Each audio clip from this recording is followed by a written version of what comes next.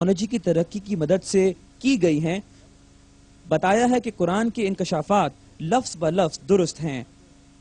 خوردبینی سطح پر کی گئی ان تجویزوں سے مشاہدہ ہوا ہے کہ ماں کی کوکھ کے اندر تکمیل کے مراحل اسی طرح ہوتے ہیں جیسا کہ آیات میں ہے۔ پہلے ایمبریو کے ٹشو کارٹلیج ہڈی میں تبدیل ہوتے ہیں، پھر ہڈی کے گرد موجود ریشموں سے چنے گئے پٹھوں کے خلیے اکٹھے ہو کر ہڈیوں کو ملفوف کرتے ہیں۔ یہ امر واقع سائنسی مطبوعات میں ان الفاظ میں بیان کیا گیا ہے۔ 7ویں ہفتے کے دوران ڈھانچہ جسم میں پھیلنا شروع کر دیتا ہے اور ہڈیاں مانوس شکل اختیار کرتی ہیں۔ 7ویں ہفتے کے اختتام پر اور 8ویں ہفتے کے دوران پٹھے وضع شدہ ہڈیوں کے گرد اپنی جگہ سنبھال لیتے ہیں۔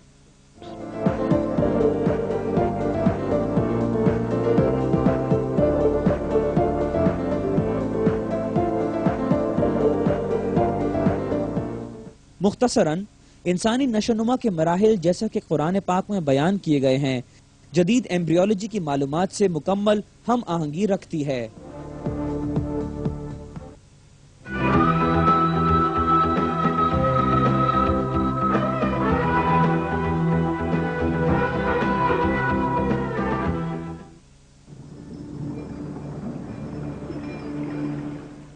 قرآن میں یہ بیان کیا گیا ہے کہ ماں کی کوکھ میں انسانی نشوونما 3 مراحل میں ہوتی ہے۔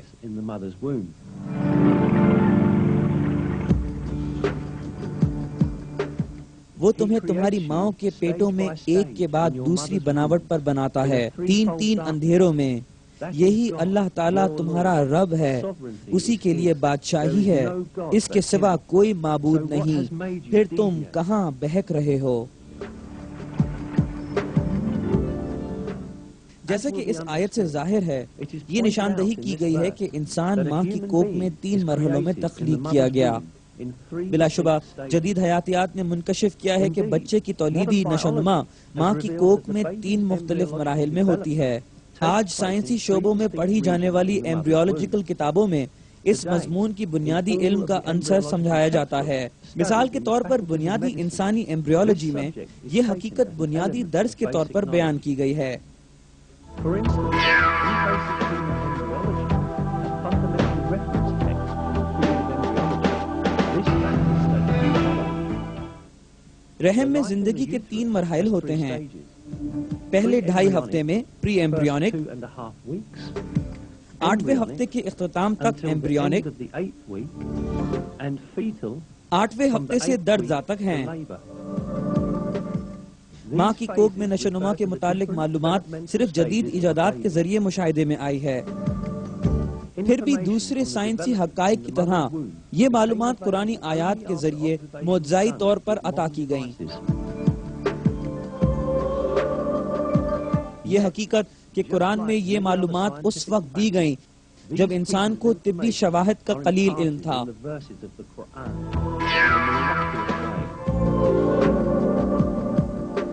یہ واضح شہادت ہے کہ قرآن انسان کا کلام نہیں ہے بلکہ اللہ کا کلام ہے۔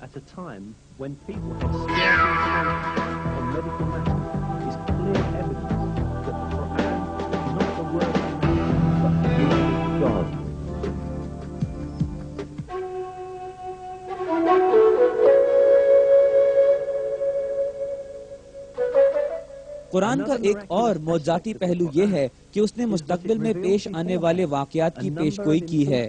مثلا سورہ فتح کی 27ویں آیت میں ایمان لانے والوں کو فتح مکہ کی خوشخبری دی گئی جو اس وقت کافروں کے زیر اثر تھا۔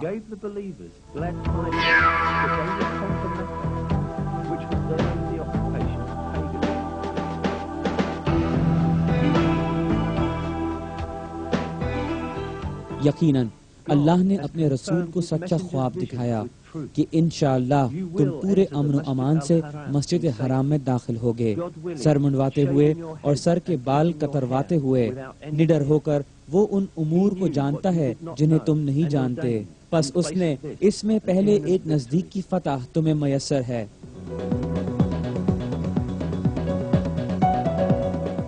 تقابلی جائزہ یہ ظاہر کرتا ہے کہ یہ آیت فتح مکہ سے پہلے ایک اور فتح کا اعلان کر رہی ہے۔ بلا شبہ ایمان والوں نے پہلے قلعہ خیبر کو فتح کیا جو یہودیوں کے زیر حکومت تھا، اور پھر مکے میں داخل ہوئے۔ and then entered Mecca.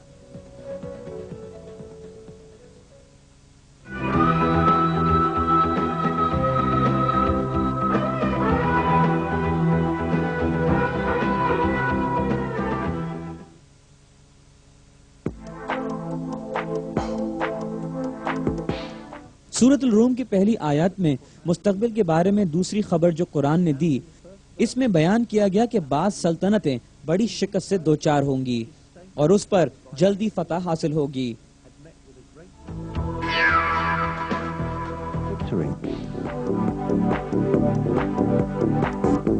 رومی مغلوب ہو گئے نزدیک کی زمین پر، اور وہ مغلوب ہونے کے بعد عنقریب غالب آ جائیں گے، چند سال میں ہی۔ اس سے پہلے اور بعد میں اختیار اللہ تعالیٰ ہی کا ہے۔ یہ آیات سن 620 کے اطراف میں نازل ہوئیں۔ عیسائی بازنطینیوں کے فارسیوں کے ہاتھوں بدترین شکست کے تقریباً 7 سال بعد بازنطینی ہار گئے۔ اس کے باوجود آیات میں بیان کیا گیا تھا کہ بازنطینی اس کے بعد فتح یاب ہوں گے۔ بازنطینیوں نے اتنا شدید نقصان اٹھایا تھا کہ فتح یاب ہونا تو درکنار، ان کی حکومت کی سلامتی بھی مشکوک تھی۔ نہ صرف فارسی بلکہ دوسرے بھی بازنطینی سلطنت کے لیے سخت خطرہ تھے۔ اوارز قسطنطنیہ کی کوک تک پہنچ گئے تھے۔ بازنطینی سلطان ہرکلس نے گرجا گھروں میں موجود سونے چاندی کو پگھلا کر پیسہ بنایا تھا کہ فوج کا خرچہ پورا کیا جا سکے۔ بہت سے گورنروں نے ہرکلس کے خلاف بغاوت کر دی اور اس کی سلطنت کو ختم کر دیا۔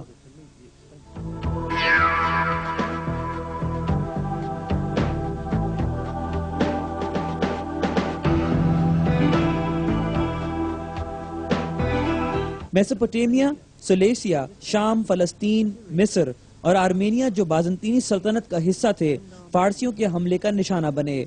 ہر شخص امید کر رہا تھا کہ بازنطینی سلطنت تباہ ہو جائے گی۔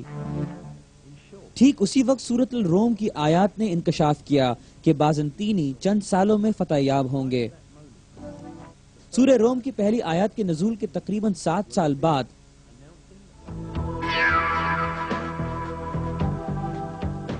سن 627 میں بازنطینیوں اور اہل فارس کے درمیان فیصلہ کن جنگ ہوئی، اور اس بار بازنطینی افواج نے حیرت انگیز طور پر فارسیوں کو شکست دی۔ چند مہینوں کے بعد فارسیوں کو بازنطینیوں سے معاہدہ کرنا پڑا، جس کی رو سے وہ قابض شدہ علاقے واپس کرنے پر مجبور تھے۔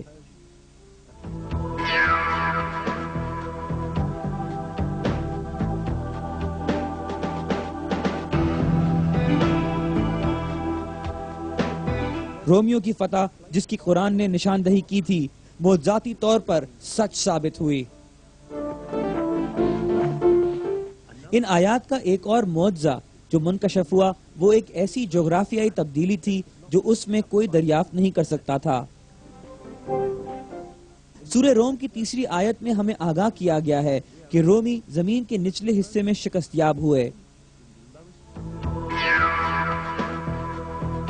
یہ لفظ ادنا الارض عربی میں بہت سے تراجم میں قریب کے علاقوں کے معنوں میں لیے گئے ہیں۔ یہ اصلی بیان کا اصل مطلب نہیں ہے۔ اس لفظ کے تشکیلی معنی ادنی یعنی نچلے سے لیے گئے ہیں، اور الارض کے معنی دنیا ہیں۔ اسی لیے لفظ ادن الارض کا مطلب زمین کی سب سے نچلی جگہ ہے۔ انتہائی دلچسپ بات یہ ہے کہ بازنطینی سلطنت اور فارسیوں کا وہ معرکہ جس میں بازنطینی یروشلم ہار گئے، زمین کے نچلے علاقے میں ہوا جو بحر مردار کی جڑ کے قریب ہے، جو شام، فلسطین اور اردن کے نقطہ اتصال پر واقع ہے۔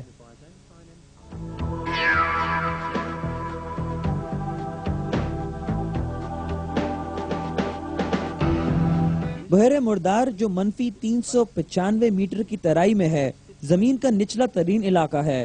اس کا مطلب ہے کہ بازنطینی دنیا کے نچلے ترین علاقے میں اسی طرح شکست یاب ہوئے جیسا کہ آیت میں بتایا گیا تھا۔ سب سے دلچسپ نقطہ یہ ہے کہ بحر مردار کی گہرائی جو منفی 395 میٹر ہے، صرف جدید ٹیکنیک سے ناپی جا سکتی ہے۔ کسی کے لیے بھی اس وقت یہ جاننا ناممکن تھا کہ یہ زمین کا نچلا ترین علاقہ ہے، باوجود یہ کہ قرآن میں یہ علاقہ زمین کا نچلا ترین مقام بیان کیا گیا۔ چنانچہ ہمیں ایک اور ثبوت ملتا ہے کہ قرآن الہامی بیان ہے۔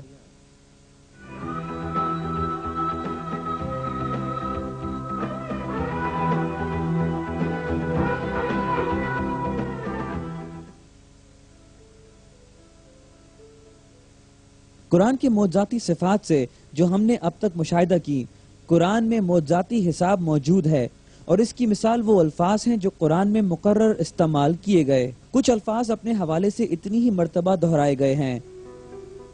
یہ وہ چند الفاظ اور ان کی تعداد ہے جس کی قرآن میں تکرار کی گئی ہے۔ لفظ یوم یا دن 365 مرتبہ دہرایا گیا۔ ایام جو اس کی جمع شکل ہے 30 مرتبہ۔ لفظ چاند 12 مرتبہ دہرایا گیا۔ سزا کا لفظ 117 مرتبہ دہرایا گیا، جبکہ جزا جو قرآن کا بنیادی اصول ہے اس سے بالکل دگنی تعداد میں دہرایا گیا۔ لفظ دنیا اور آخرت کی تکرار کا شمار بھی برابر ہے، یعنی 115 مرتبہ۔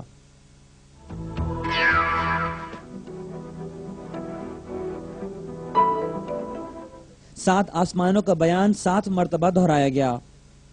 خلق السماوات یا تخلیق کائنات بھی 7 مرتبہ دہرایا گیا۔ لفظ ایمان پورے قرآن میں 25 مرتبہ تکرار کیا گیا۔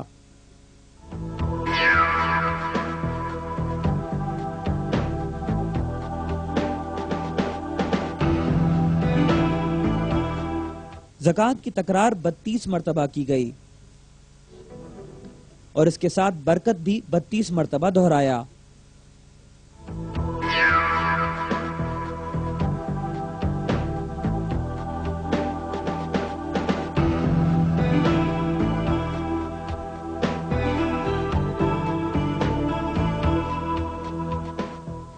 انسان کا لفظ 65 مرتبہ استعمال کیا گیا۔ انسانی تخلیق کے مراحل کی کل تعداد بھی اس کے برابر ہے۔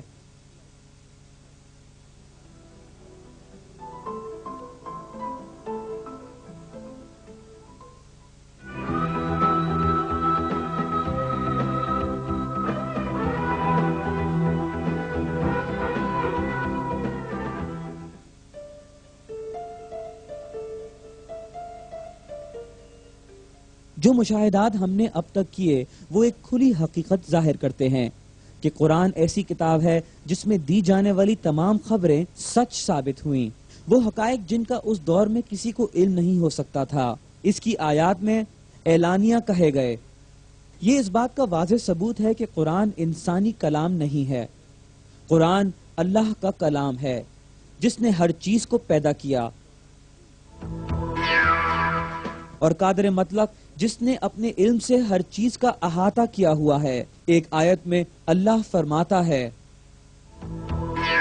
اگر یہ اللہ کے سوا کسی کا کلام ہوتا تو تم اس میں بہت غلطیاں پاتے۔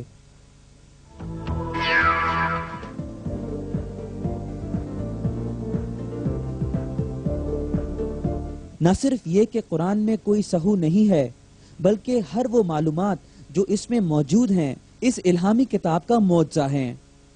انسان کو کس چیز نے اللہ کی اس الہامی کتاب کو اپنا واحد رہنما تسلیم کرنے سے روکا ہوا ہے؟ اپنی آیات میں سے ایک میں اللہ ہمیں بلاتا ہے، اس کتاب کو ہم نے برکت کے ساتھ نازل کیا، اس پر عمل کرو اور اللہ سے ڈرو، امید ہے کہ تم بخشے جاؤ گے۔